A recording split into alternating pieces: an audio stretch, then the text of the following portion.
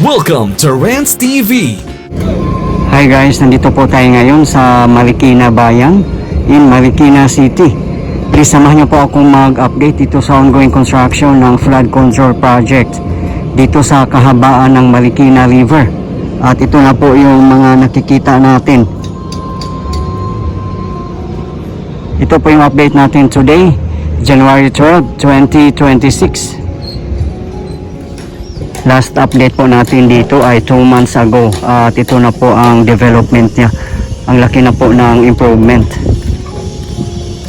Sa mga hindi po nakakalam, ang contractors po dito ay mga Japanese construction firms, namely Toyo Construction Company Limited and Shimizu Corporation. At hindi po basta-basta ang mga contractors po dito guys, no? Although mahal pero sulit naman po. Funded po ito ng JICA or Japan International Cooperation Agency.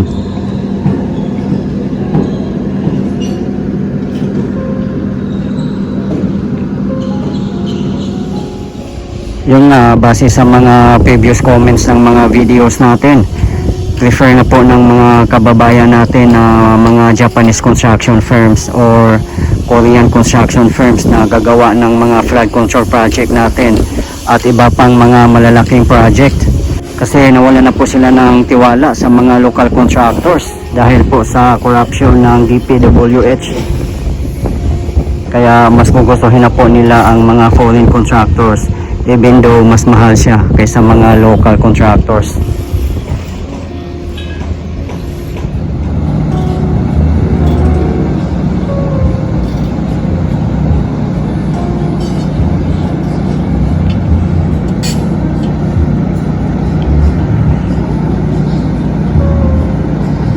Maganda po ang riverwalk dito, may mga design parang mukhang tiles po siya.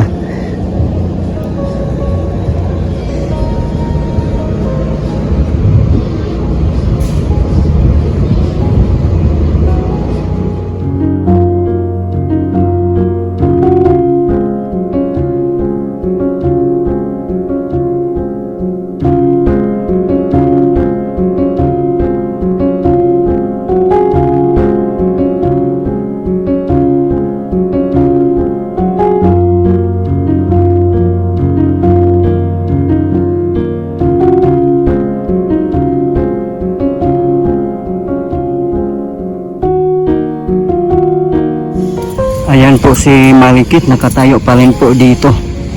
Sobrang tibay po niyan, ang dami na pong pinagdaanan ng mga baha at bagyo niyan.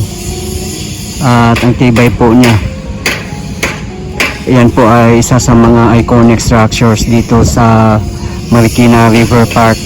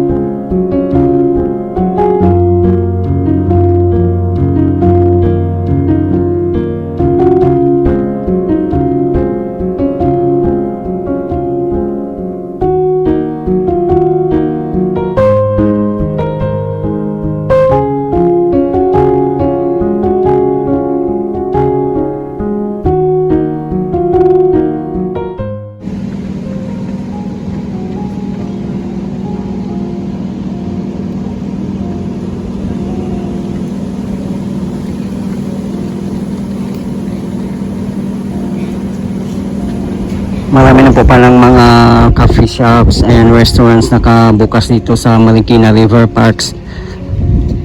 As you can see, time check 11 a.m. local time.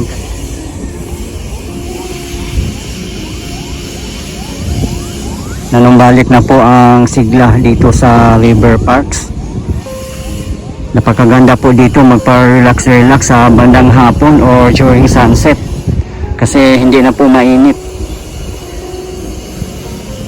Dinadayo po talaga itong Marikina River Parks mula pa noon. Although hindi pa siya tapos, still maganda na po. Mataas na po ang elevation dito ngayon kumpara po sa dati.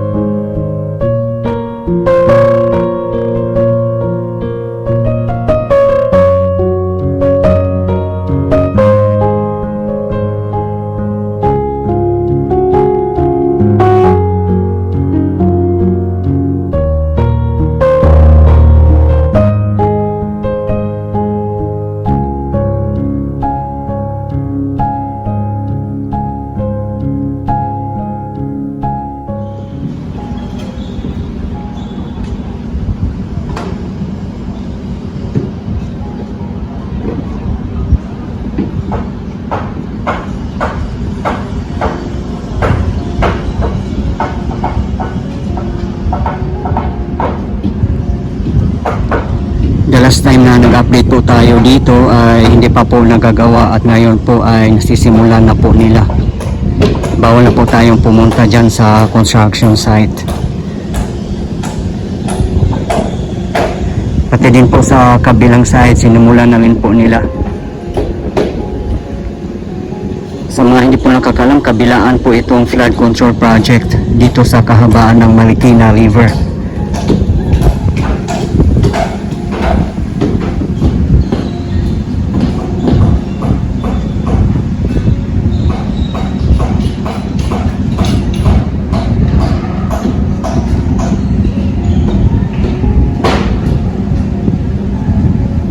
Diyan naman po sa tapat natin ay Provident Village. Nung kasagsagan ng baha nung bagyong Undoy, grabe, lubog na lubog po yan sila dyan.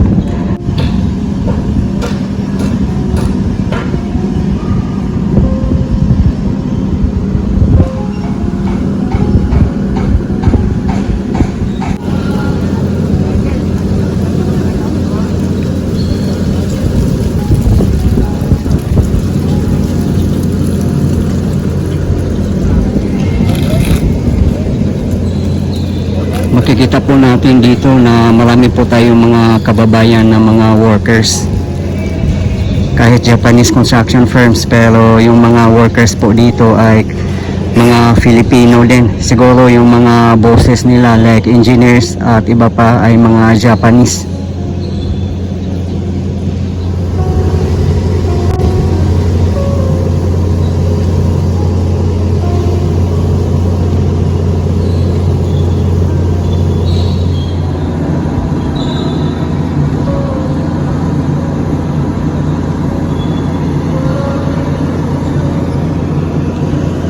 Sa ngayon po, wala po gaanong mga workers nagtatrabaho kasi break time po nila, lunch break.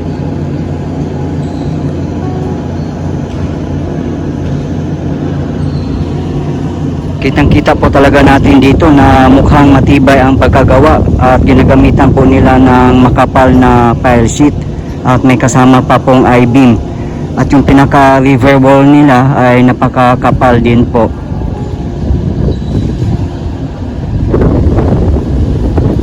Kaya masasabi po talaga natin dito na matitibay ang pagkagawa ng mga Japanese. Doon naman po sa baba natin ay Barangay Kalumpang at River Banks. Please abangan nyo po guys, mag-update din po tayo dyan na segments.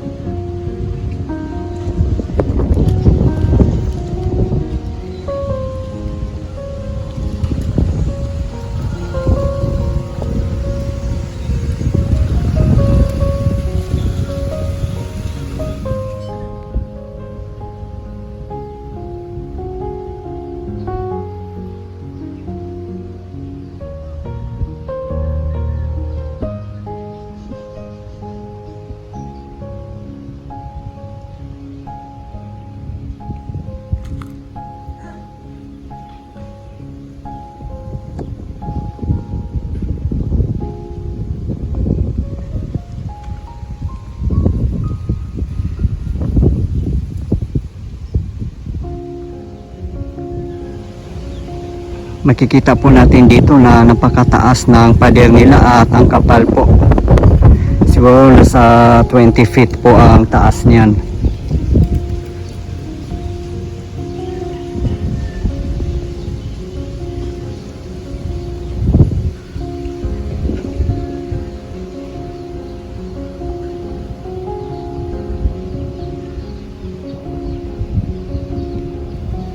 Maganda po kung matatapos na po yung kabuuang project, kasi hindi lang po ito pangbaha kundi pasyalan na rin po natin.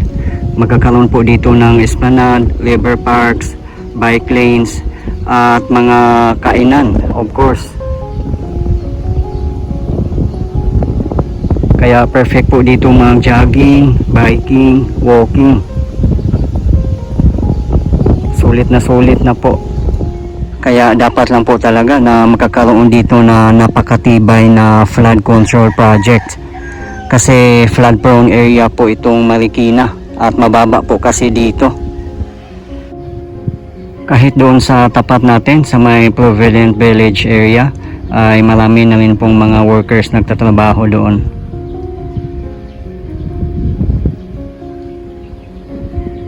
Kawawa din yung mga kababayan natin o yung mga lugar na biktima ng mga ghost projects, kasi po nasa peligro pa rin po ang kanilang mga buhay, lalo na pag may mga calamities tulad ng mga baha at mga bagyo.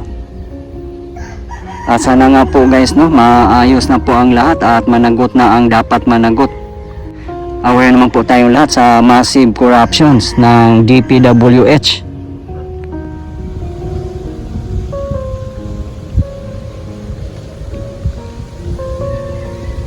sa nakikita po natin dito, years pa po talaga ang bibilangin bago po makumpleto ang buong project dito sa kahabaan ng Marikina River. Ang importante, tuloy-tuloy lang po ang kanilang pagtatrabaho.